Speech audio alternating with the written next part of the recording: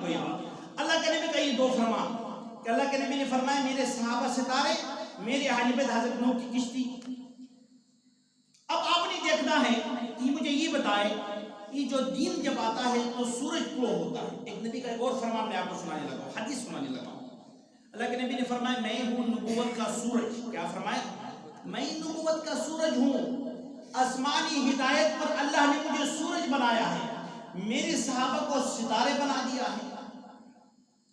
آج ایمانداری سے مجھے بتانا ہے، جب صبح سورج طلوع ہوتا ہے اس کی روشنی کم ہوتی ہے، پھر بڑھتے بڑھتے سورج جب روشنی اچھی طرح پھیل جاتی ہے، مجھے بتاؤ جو رات کو ہمیں آسمان کے اوپر ستارے نظر آئے تھے وہ ختم ہو گئے؟ نہیں، ختم نہیں ہوئی۔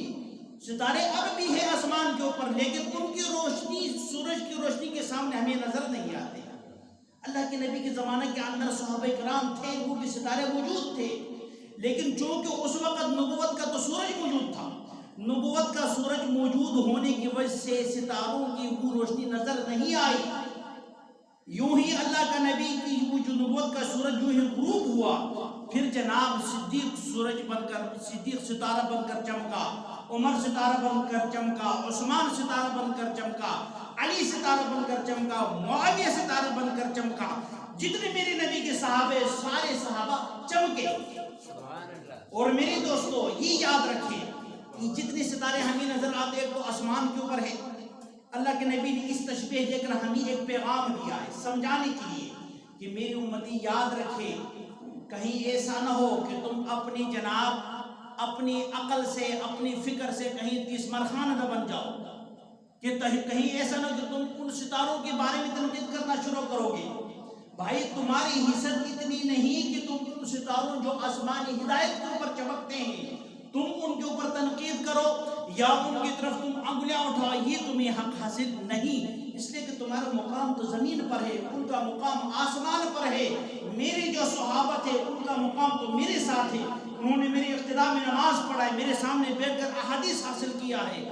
بھائی تم اپنی ساری زندگی لگا دو عبادات میں، حج میں، زکوٰۃ میں، عمرہ کے اوپر عمرہ، کئی طرح عمرے کرتے رہو، پوری زندگی عبادت میں گزارو۔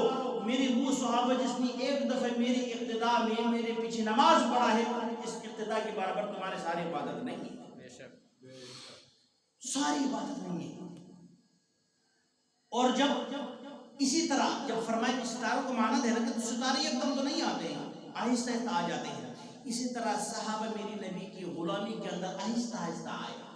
پہلے صدیق اکبر آیا، پھر عمر فاروق آیا، پھر عثمان آیا، علی آیا، طلحہ آیا، بلال آیا، معاویہ آیا۔